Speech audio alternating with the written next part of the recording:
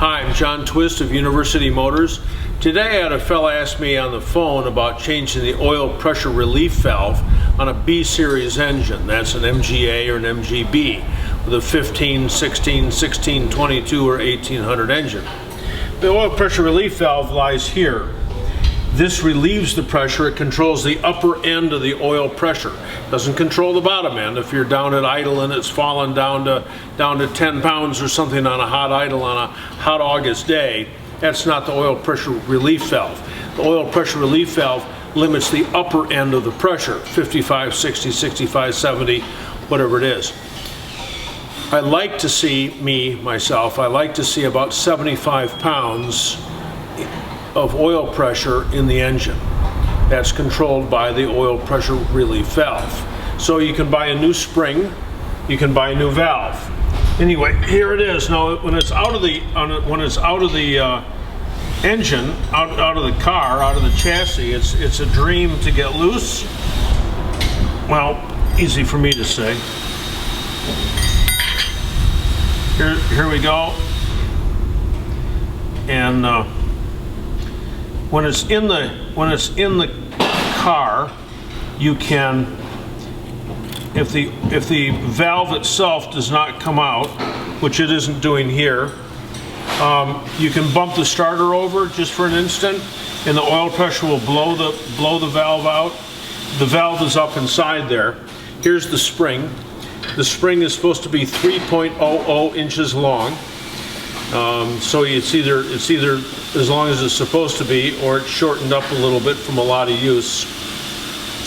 The trick that we do is to take a 1/4-inch lock washer, which I've already flattened, but you can see this is a 1/4-inch helical lock washer.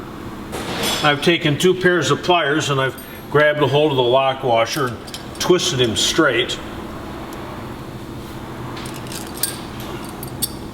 Right?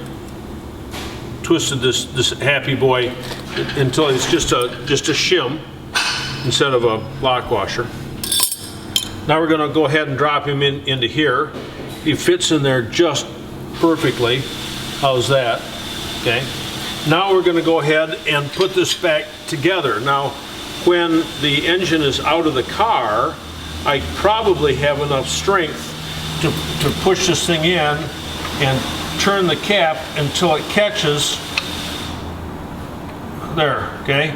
And just tighten it up.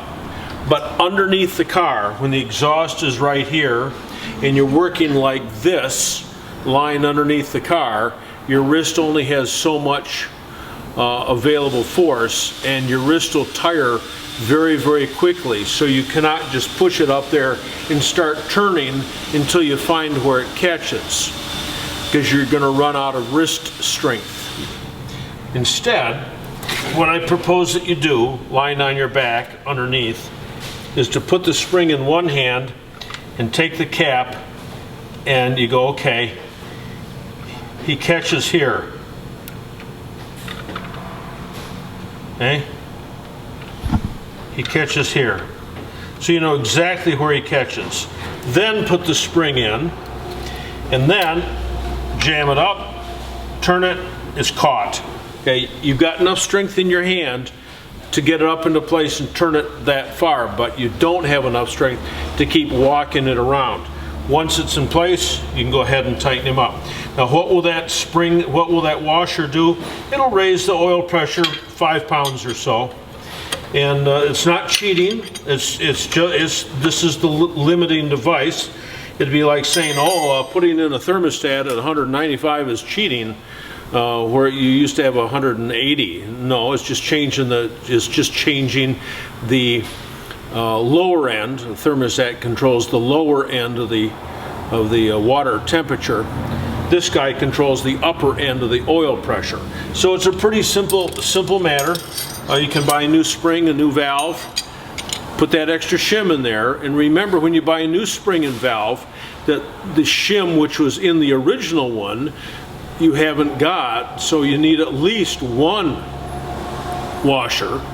And if you want to make the spring a little tighter, use 2.